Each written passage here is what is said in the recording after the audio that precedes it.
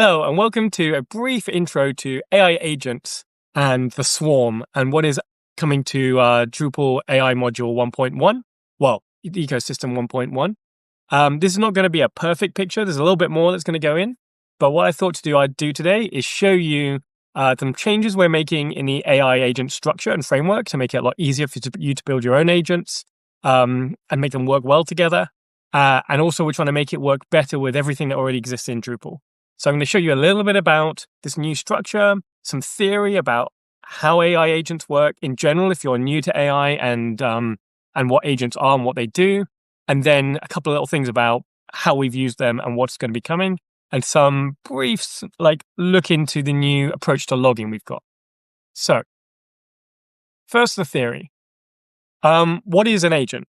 So we've talked about before with AI, we've got an abstraction layer, you send a prompt, you get a response back. That can go into a chatbot. That can be some JSON that you do some automation with. It can be a whole bunch of things. Agents are a little bit special.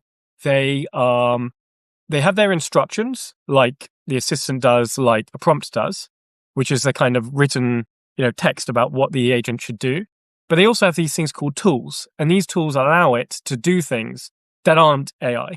It can do something on your site, like create a field. It can know something, go and find information from your site, like what fields are available, or even search your content, etc. And then there's this concept of a swarm.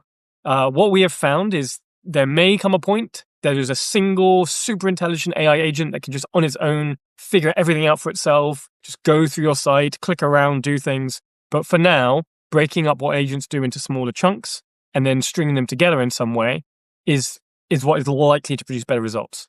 And we've got different terms of this. You can call it triage, project management, agents handing over to each other. I'm really liking the term swarm now, as a lot of the time when you want to achieve something, you use a swarm of agents that have different skills that can all talk to each other.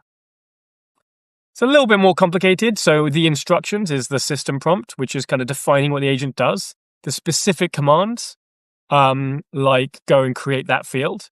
And then history or memory. That might be looking at a chat history, but some of these models actually, they have these features where you actually, the model itself decides what things you've said are useful and gradually builds up a profile of you. So instructions are a little bit more. Then with tools, there's different types of tools. There's actions or manipulation tools, things that can edit content on your site or change configuration or do something. Then there's information or retrieval tools that can go and search the web and find something, scrape the internet, find out some configuration on your site that already exists so it can make a decision based around that. And then a very important one is this handover tool. One of the tools that agents can use is other agents. So when they do something, another agent can be the tool it uses and it sends a command to that. And that agent can also have an agent that it has as one of its tools, and so on and so forth.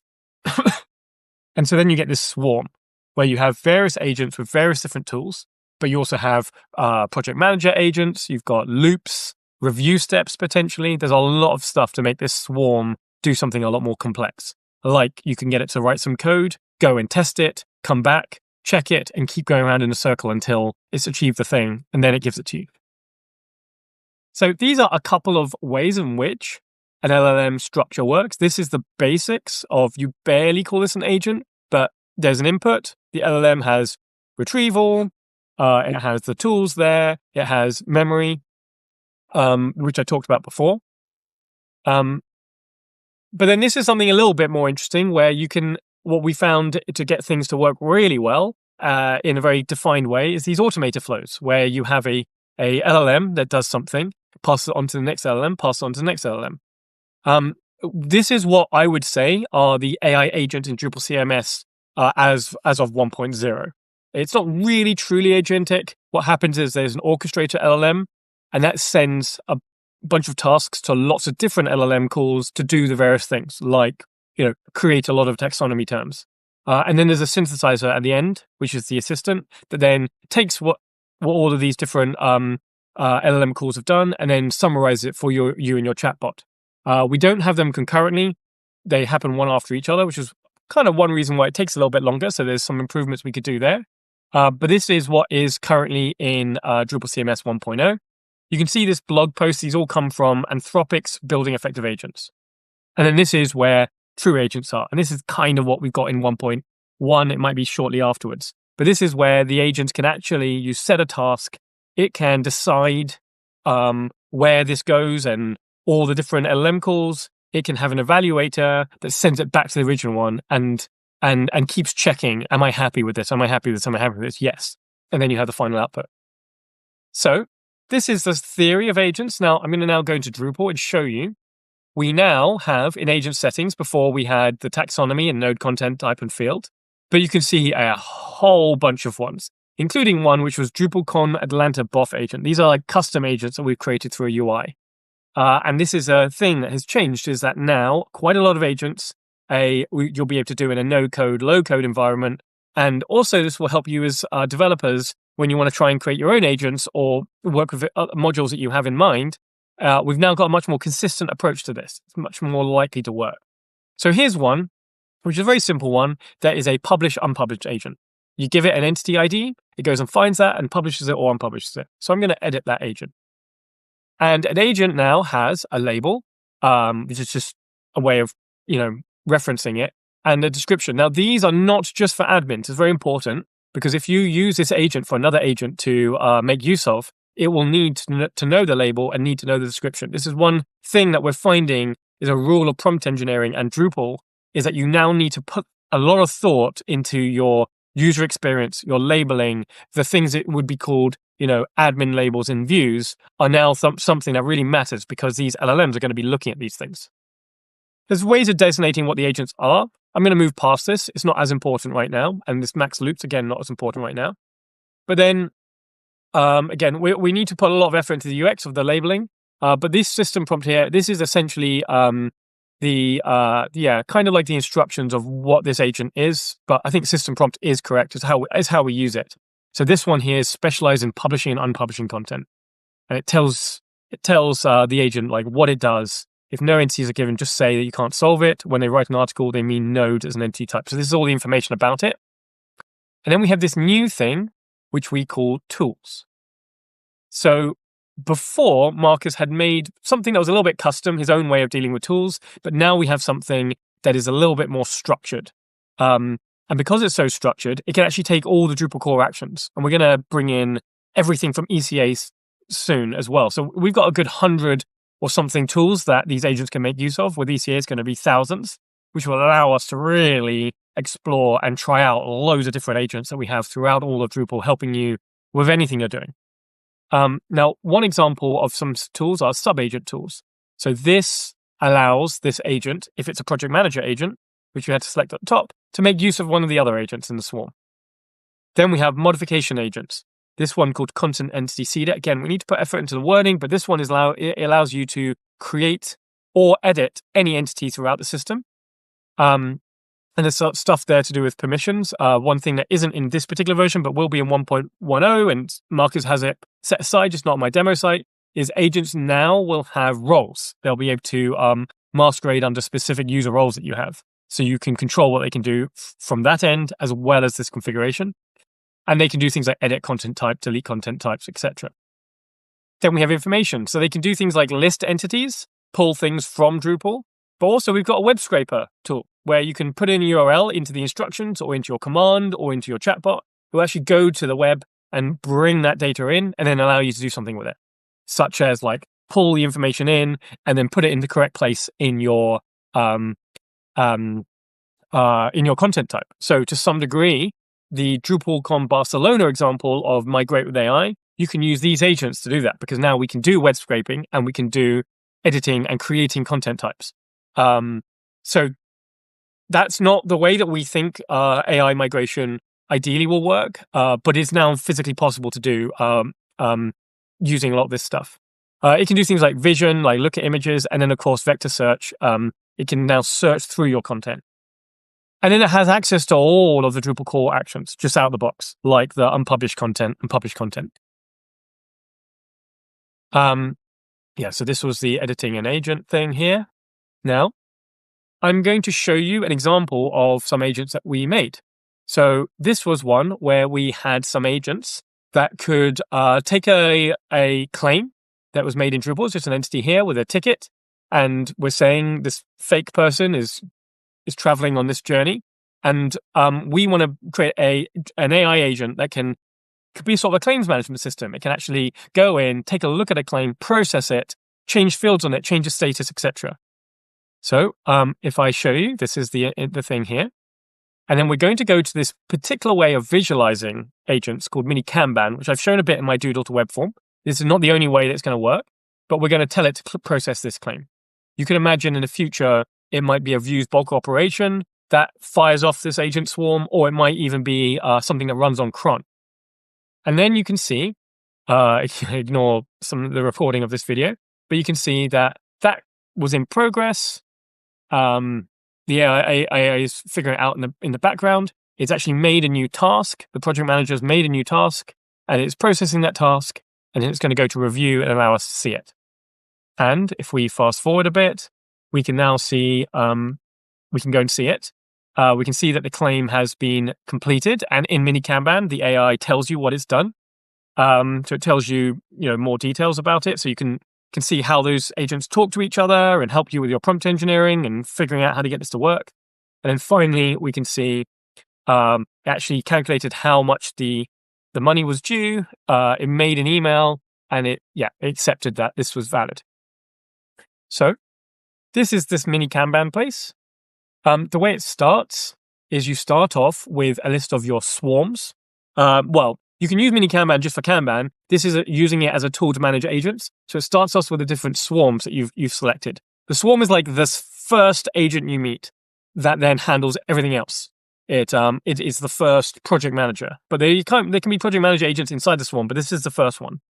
So we look at our delay repay claim processing agent, and I can view projects and then get to that Kanban board, or I can click edit swarm.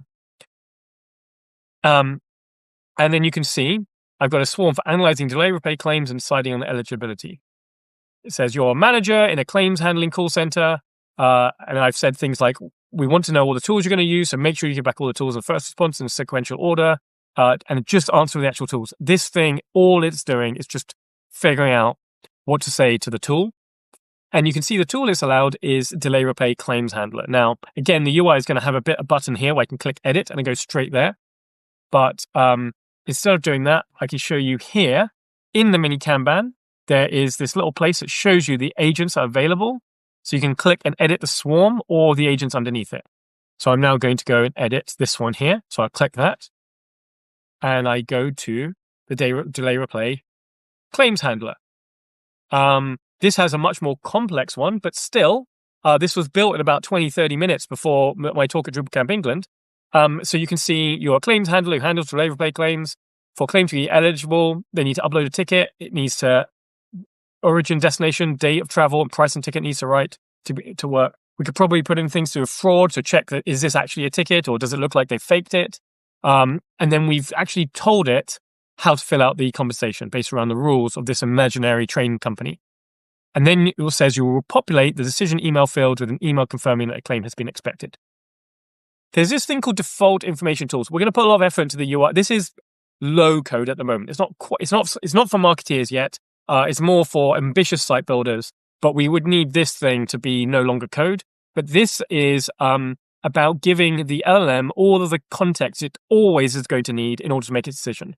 So here, it's going to actually give it all of the fields that are available to fill out and the information in those fields so it can make its decisions. And then in tools, this one doesn't have any sub-agents, but it has this one called content entity seeder. So it can edit content, it can change statuses on content, etc. Then it has some information tools. It has vision, and it has the ability to get the information from a specific entity. And so it can call that. It doesn't use any of those things. So here was a very simple agent that you could just set up on your site to do some automation and a UI to do that. But where can we go from here? Well, we can also use this to help you create these swarms, but use them in different scenarios. So now we have one, which is this, we call it this BOF creation one. So imagine you've got something where we're creating some information for a BOF that I want to submit, and I want to play around with different variants for different purposes. So here I have here I have a BOF, which is how can AI address terminology challenges in Drupal, which Emma's going to be doing at DrupalCon Atlanta. And this is the description. What we did actually, we got an agent that crawled the internet and migrates it into our thing we typed in the URL, it went and found that, and it put it in here. And then what we're going to do is get it to give us a variety of different agents. So we have this Kanban here, which it can create multiple variants. We asked it to do one for WordPress users, for kids, and for marketeers new to the website. So we just created an epic, we typed in what he wanted it to do, and then it could go and it would make those. And it's made all of these different submissions. It's told us where we can view it or edit it here. So I'm just going to show you the video of those working. So you see, we've assigned it to an AI agent, we made it to do, and now we can let the AI agents do their work. And this one here has created a bunch of different tasks to make each of those pieces of content. And then they're going to gradually go into in progress, then into done. And now that's here. But this mini Kanban thing is just one UI. Some people like Kanbans and are just in love with it. Some people think it's too complicated. So that's not the only way that you can make use of this. We've also got these agent swarms as something that the assistants can use. So if you're familiar with Drupal CMS, there's the AI agents there. When I go to edit the AI assistants, there's usually one called the Drupal assistant. And that's the little chatbot that can do everything to do with like creating content types, editing fields, etc. But now we've made one that can actually create content and edit it. So we made that swarm, but we've also got a assistant. So similar to UI to what you've seen before, I've got the instructions, and you can see I can enable agent actions. And this new agent that I made, in this case, it didn't need to use a whole swarm. This is just for editing, but we could use the one that we had before, the content variation. So we could make it so that I have my chatbot and I'm talking to it and I'm looking at this thing of, can you go make me like 4 or 5 variants of this? Type it in, and then it would make those things in the chatbot. That's something you could do. But here we've got it so you can edit content. And we had a demo where we click on here and we say, can you go and change the email from Marcus? So I could say, can you change the email for the node 17 to jamie@example.com instead? Didn't test this before I started recording, so I don't know if it will definitely work. But one thing you can see, I did say node 17. When you saw that thing about default information, we can make it so that it can always see what's on your page. So if I refresh this now, we can see Jamie has changed. Now, this is obviously a bit silly. I could just type it in there, but this will be very useful when you've got a lot of information, a lot of fields, and I want to copy and paste something from that's unstructured. Maybe I've got a CSV file, and I just want to paste it into my little chatbot, and it will just fill out everything. You could easily see how this could be used even in the front end, because filling out forms takes a lot of time. Maybe it'd be nicer just to be able to type it all in one place and have everything filled in. Well, this is something you can see. So what's going to happen is we're going to put this in 1.1. There's going to be a lot more videos coming out with a lot more detail behind this of exactly like how we've made these, how to create your own plugins, how to create your own actions. Very important to make use of context definitions in Drupal plugins. There's a lot of stuff going on there, but this was a high-level overview. And the other thing that's going to come along in Drupal, I'm hoping Drupal AI module 1.10 is much more improved logs. So the previous logs gave you mostly the raw output, and you could use it. You could just like look through the JSON and the raw API outputs to find something. But now what we've done is we've actually used AI to summarize the logs so you can understand them better. And also we created a UI around it so it's much easier to see things. So you can see here, somebody used a Drupal CMS standard agent chatbot to create a course and lesson plan, etc. And this time now, AI summarizes what the requested action was, because usually it's like a very long conversation that the user's having. It's not usually immediately obvious from a code point of view exactly what the requested action was, but LLMs summarize it. And then LLMs summarize what they did, so you can easily see at a glance. And then when I click View, we can now see a much nicer look at what the prompt is. There's this horrible long system prompt, but you don't have to look at it if you don't want to. You can see the history of the chat that was sent there. This is what was sent to the LM at the point. This is not the one that's necessarily stored on the site. You actually can download the prompt as well and then you'll get it as a text file, which you could upload into, for example, Playground at OpenAI or onto another site. This shows all of the available agents that were available to this assistant at the time. This shows the specific ones that were called in this particular chat. And you can actually then go to all the child agents and click on those and then see that log to see how they're all linked to each other. There's some tags, which is used for a variety of different reasons, like this shows you the thread that was in. This is a prompt metadata that was used at the time, so we're using GPT-4o. This is a raw response that we got, and configuration is not needed in this situation. So there you go. Brief overview of what's happening with AI agents coming to Drupal, and how the theory of those work, and then the logging. How this is going to go into Drupal CMS, haven't decided quite yet. There's a lot going on here. There's so many actions that are available, especially when we bring across ECA. And so exactly how and what we're going to want to have in Drupal CMS is still up for discussion. But now it should be a lot easier for you to make agents to submit to that, to do a variety of different tasks. So yeah, thank you. And if you want to know anything more, come along to project/AI on Drupal.org or #AI on #AI in the Drupal Slack. And obviously, I'm Jamie. I work co-founder of Freely Give. So if you want to talk to me about AI in any way, feel free to reach out to me. I'm on LinkedIn and everything as well. Thank you.